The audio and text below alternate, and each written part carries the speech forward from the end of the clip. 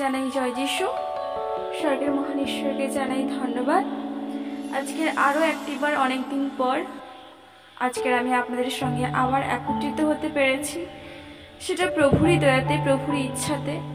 যদি প্রভুর ইচ্ছা না হতো আজকের আমি এই দিনে আপনাদের কাছে ঈশ্বরের বাক্য বা বাবের পাঠ নিয়ে আসতে পারতাম না। তাই মহান ঈশ্বরকে অসংখ্য অসংখ্য ধন্যবাদ জানাই যে ঈশ্বর আমাকে আরো একটিবার সুযোগ করে দিয়েছেন ঈশ্বরের চরণতলে আসার জন্য। তার জন্য আরো একটিবার ঈশ্বর পিতা, পুত্র, পবিত্র আত্মাকে জানাই অসংখ্য অসংখ্য ধন্যবাদ। ঈশ্বরের সন্তানেরা, প্রথমে আমি আপনাদের সবার কাছে ক্ষমা চেয়ে নিচ্ছি, কারণ অনেকদিন হলো, প্রায় 3 সপ্তাহ মতন হয়ে গেল আমি ইউটিউবে কোনো বাইবেল পাঠ এবং কোনো বাক্য নিয়ে আসতে পারিনি এবং আপনাদের সামনে কোনো প্রার্থনা নিয়ে আসতেও পারিনি। কিন্তু আমি বাড়িতে বসে আপনাদের কমেন্টগুলো দেখেছি, আমি প্রার্থনাও করেছি, কিন্তু সেই প্রার্থনা আপনাদের সামনে নিয়ে আসতে পারিনি, আপনারা শুনতে পাননি, কিন্তু প্রার্থনা করেছি। আমি বিশ্বাস করি আপনারা সবাই ঈশ্বরের আশীর্বাদে সুস্থ আছেন, ভালো আছেন। ঈশ্বর আপনাদের আরো ভালো রাখুক, স্বর্গের আকাশের দ্বার খুলে আশীর্বাদ করুন।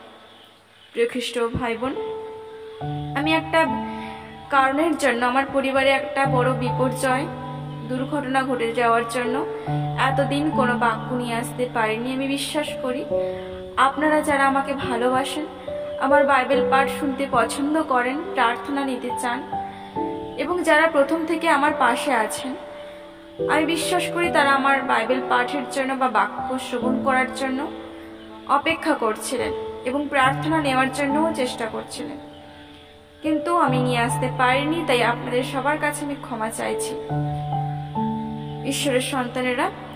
তাই আজকে আমি আবার এসেছি আপনাদের সামনে মহান ঈশ্বরের আশীর্বাদে, দয়াতে, করুণাতে।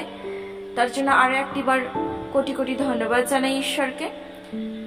তো চলুন ঈশ্বরের সন্তানেরা, আজকের কি বাইবেল পাঠ আমি নিয়ে এসেছি আপনাদের সামনে পরিবেশন করার জন্য। তা আমি বলি, আজকের যে বাইবেল পাঠ আমি শোনাবো তা হলো যোহন লিখিত সুসমাচার, তার 13 অধ্যায় 31 পদ থেকে 38 পদ পর্যন্ত আমি পড়ে শোনাবো। আপনারাও মন দিয়ে শ্রবণ করুন। এই বাইবেল পাঠ খুবই গুরুত্বপূর্ণ। যারা আপনারা বাইবেল পাঠ করতে জানেন না, আমি বিশ্বাস করি এই বাইবেল পাঠ আপনার জীবনে অনেক কার্যকারী হবে, কারণ এই বাইবেলের মধ্যে লুকিয়ে আছে, বাক্যের মধ্যে লুকিয়ে আছে ঈশ্বরের কথা, ঈশ্বরের আশীর্বাদ। তাই বাইবেল পাঠ করা খুবই গুরুত্বপূর্ণ একটি কাজ। বাইবেল পাঠ করতে যারা জানেন না তারা শিখুন, চেষ্টা করুন, অবশ্যই আপনারা বাইবেল পাঠ করতে পারবেন। তো চলুন ঈশ্বরের সন্তানেরা, ঈশ্বরের বাক্য শ্রবণ করি। যোহন লিখিত সুসমাচার তার 13 অধ্যায় 31 পদ থেকে 38 পদ। যিশুর নতুন আজ্ঞা। সে বাহিরে গেলে পর যিশু কহিলেন, এখন মনুষ্যপুত্র মহিমান্বিত হইলেন এবং ঈশ্বর তাহাতে মহিমান্বিত হইলেন। ঈশ্বর যখন তাহাতে মহিমান্বিত হইলেন, তখন ঈশ্বরও তাহাকে আপনাতে মহিমান্বিত করিবেন, আর শীঘ্রই তাহাকে মহিমান্বিত করিবেন। বৎসেরা, এখনো অল্পকাল আমি তোমাদের সঙ্গে আছি, তোমরা আমার অন্বেষণ করিবে। আর আমি যেমন যিহুদীদিগকে বলিয়াছিলাম, আমি যেখানে যাইতেছি সেখানে তোমরা যাইতে পারো না, তদ্রূপ এখন তোমাদিগকেও বলিতেছি, এখন নতুন আজ্ঞা আমি তোমাদিগকে দিতেছি, তোমরা পরস্পর প্রেম করো। আমি যেমন তোমাদিগকে প্রেম করিয়াছি, তোমরাও তেমনি পরস্পর প্রেম করো। তোমরা যদি আপনাদের মধ্যে পরস্পর প্রেম রাখো, তবে তাহাতেই সকলে জানিবে যে তোমরা আমার শিষ্য। সিমন পিতর তাহাকে কহিলেন, প্রভু, আপনি কোথায় যাইতেছেন? যিশু উত্তর করিলেন, আমি যেখানে যাইতেছি সেখানে তুমি এখন আমার পশ্চাৎ যাইতে পারো না, কিন্তু পরে যাইতে পারিবে। পিতর তাহাকে কহিলেন, প্রভু, কি জন্য এখন আপনার পশ্চাৎ যাইতে পারি না? আপনার নিমিত্ত আমি আমার প্রাণ দিব। যিশু উত্তর করিলেন, আমার নিমিত্ত তুমি কি তোমার প্রাণ দিবে? সত্য সত্য আমি তোমাকে বলিতেছি, যাবৎ তুমি 3 বার আমাকে অস্বীকার না করো, তাবৎ কুকুরা ডাকিবে না। ঈশ্বর তার আপন বাক্যে সবাইকে আশীর্বাদ যুক্ত করুক। আমেন। ঈশ্বরের সন্তানেরা, আমি বিশ্বাস করি আপনাদের বাইবেল পাঠ শুনতে কোনো অসুবিধা হয়নি বা বুঝতে কোনো অসুবিধা হয়নি। ঈশ্বর আপনাদের আরো অনেক অনেক আশীর্বাদ করুক। আপনারা সবাই ঈশ্বরের সঙ্গে আরো বেশি বেশি করে সময় কাটান। ঈশ্বর আপনাদের সবার মনের ইচ্ছে পূর্ণ করুক, এই প্রার্থনাই করি। তো চলুন ঈশ্বরের সন্তানেরা, আমরা সবাই একে অন্যের জন্য প্রার্থনা করব। আমার সঙ্গে সঙ্গে আপনারাও প্রার্থনা করুন। আজকে আমি সবার জন্য প্রার্থনা করব, যারা আজকের এই মুহূর্তে, যারা যেখানে আছেন, আমার যে বাইবেল পাঠ শ্রবণ করলেন বা প্রার্থনা নিতে চাইছেন, তারা অবশ্যই আমার সঙ্গে সঙ্গে আপনারাও প্রার্থনা করবেন। আমরা তো সবাই সবসময় নিজের জন্যই চাই। একদিন দেখুন না, অন্যের জন্য চেয়ে আপনি অন্যের জন্য চাওয়ার প্র্যাকটিস করুন, অভ্যাস করুন। যখন অন্যের জন্য চাইবেন, তখন ঈশ্বর আপনার যে চাওয়াটা আছে সেটা আপনাকে মুখ ফুটে বলতে হবে না। আপনি যখন অন্যের জন্য চাইবেন, তখন ঈশ্বর আপনাকে আপনি চাওয়ার আগেই সে আশীর্বাদটা করে দেবেন। তাই অভ্যাস করুন একে অন্যের জন্য প্রার্থনা করা।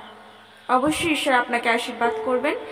তো চলুন আমরা সবাই একে অন্যের জন্য প্রার্থনা করব জীবন্ত ঈশ্বরের কাছে। আমরা যারা যেখানে আছি, ঈশ্বরের উদ্দেশ্যে প্রার্থনা করি এবং মাথা নত করি। হালেলুয়া। স্বর্গের মহান ঈশ্বর, জীবন্ত পিতা, সর্বশক্তিমান ঈশ্বর, বাহিনীগণের সদাপ্রভু, বীর বিক্রমশালী ঈশ্বর, সনাতন পিতা, শান্তিরাজ প্রভু যিশু, তোমার চরণে আমার শত শত কোটি প্রণাম, অসংখ্য অসংখ্য ধন্যবাদ জানাই পিতা। আজকের এই সুন্দর দিনে, সুন্দর মুহূর্তে তুমি আজকের অনেক দিন পর আমার হৃদয় অন্তরে কথা বলেছো প্রভু। তুমি চেয়েছো বলে আজকের আমি তোমার চরণে আসতে পেরেছি, সবার সঙ্গে সুন্দর সময় কাটাতে পেরেছি প্রভু। তুমি না চাইলে আজকে এই সময় আমি তোমার বাইবেল পাঠ সবার সামনে নিয়ে আসতে পারতাম না। সমস্ত কিছু তোমার দয়াতে হয়েছে, আমি বিশ্বাস করি। তার জন্য ঈশ্বর পিতা, পুত্র, পবিত্র আত্মাকে জানাই অসংখ্য অসংখ্য ধন্যবাদ পিতা। সারাটা জীবন তুমি আমাদের পাশে থাকো, সাথে থাকো, সঙ্গে থাকো। জীবনে যতদিন বাঁচবো, জীবনের শেষ দিন পর্যন্ত আমরা তোমাকে পাশে পেতে চাই পিতা। তুমি আমাদের পাশে থাকো। যদি কোনো ভুল করে থাকি, তুমি আমাদের শাসন করো প্রভু। আমাদের তুমি যা শাস্তি দেবে দাও, কিন্তু কখনো আমাদের হাত ছেড়ে চলে যেও না। আমাদেরকে একা রেখে, আমাদেরকে অনাথ রেখে তুমি চলে যেও না প্রভু। আজকের আমাদের সমস্ত কিছু জুড়ে আছো তুমি। আমাদের আশীর্বাদ করো, আমরা যাতে সবসময় তোমার বাক্য মেনে চলি। ও প্রভু, তুমি বাক্যে বলেছ, তাহারাই যে আমার শিষ্য হবে, যারা পরস্পরকে প্রেম করবে। তুমি যেমন সবাইকে প্রেম করতে প্রভু, আশীর্বাদ করো। সেইভাবে আমরাও যদি পরস্পরকে একে অন্যকে প্রেম করি, তাহলে আমরা তোমার শিষ্য হওয়ার যোগ্য লাভ করতে পারবো। হালেলুয়া প্রভু, এত সুন্দর বাক্য আজকে তুমি আমাদের উপহার দিলে, তার জন্য তোমার ধন্যবাদ করি, গৌরব করি, তোমার প্রশংসা করি। পিতাগো, আমরা প্রচুর প্রচুর পাপ করি, প্রত্যেকটা মুহূর্তে তোমার করি, তারপর ঠিক শ্রবণ করার পর উঠে পড়ে মানুষের নিন্দা, পরচর্চা, পরনিন্দা, মুখ থেকে সবসময়, আমাদের জিহ্বা থেকে সবসময় মানুষের চর্চা, নিন্দা কথা বের হয় প্রভু। অজ্ঞানের কথা বের হয়, কখনো আমরা জ্ঞানের কথা বলি না। ও প্রভু, আমরা পাপী সবাই প্রভু। আমাদের সবার আত্মা আমি তোমার চরণে, তোমার হস্তে, তোমার সম্মুখে তুলে দিলাম প্রভুকে। সবাইকে তুমি তোমার ইচ্ছা অনুযায়ী, পবিত্র আত্মায় ইচ্ছা অনুযায়ী পরিচালিত করো। আমাদের মধ্যে যাহা কিছু মন্দতা, যাহা কিছু খারাপ কিছু আমাদের মধ্যে শরীরে লুকিয়ে আছে, বাসা বেঁধে আছে প্রভু, এই মুহূর্তে তুমি স্পর্শ করো, টাচ করো, ছুঁয়ে যাও। তোমার রক্তমাখা ক্রুশবিদ্ধ দুটি হাত দিয়ে আমাদের স্পর্শ করে সূচি করো প্রভু, যাতে আমরা পবিত্রতায় জীবনযাপন করতে পারি। নোংরা চিন্তা আমরা দূর করে যেতে পারি, দূর হয়ে যায় শয়তান আমাদের হৃদয় অন্তর থেকে, বেড়ে যায় মুহূর্তে দূর হয়ে যায় শয়তান আমাদের জীবন থেকে, হৃদয় অন্তর থেকে, মন থেকে দূর হয় শয়তান। প্রভুকে আমাদের হৃদয় অন্তর, মনকে তুমি সবার পরিবর্তন করো। যারা অসহায় প্রভু, যারা বিভিন্ন অসুখের মধ্যে জর্জরিত প্রভু, যারা বিভিন্ন অসুখী, যারা পিতা মাতা অসুস্থ, কারোর সন্তান, কারোর বাবা মা প্রভু, অনেক মানুষ যারা ঋণের দায়ে ছটফট করছে, ঋণ শোধ করতে পারছে না। তোমার বিভিন্ন সন্তানের বিভিন্ন সমস্যা প্রভু গো, সবার সমস্যা তুমি বলার আগেই জানো। তুমি অন্তর্যামী, সবার কাছে তুমি যাও, পবিত্র আত্মা দ্বারা তাদেরকে সাহায্য করো। তুমি তাদের সেই সমস্যা থেকে তুলে ধরো প্রভু, তাদের আশ্রয় হয়ে তুমি তাদের পাশে থাকো, ঢাল হয়ে তুমি তাদের পাশে থাকো। তাদের সবার হৃদয়ন্তর মন তুমি পরিবর্তন করো প্রভু, তারা যাতে সবসময় তোমার বাক্য মেনে চলতে পারে এবং তোমার আশীর্বাদ তারা নিতে পারে প্রভু। কেউ যাতে তোমার আশীর্বাদ থেকে বঞ্চিত না হয়। সবার পাশে থাকো, সাথে থাকো, সঙ্গে থাকো। সবাইকে তুমি নিজের মতন করে পরিচালিত করো।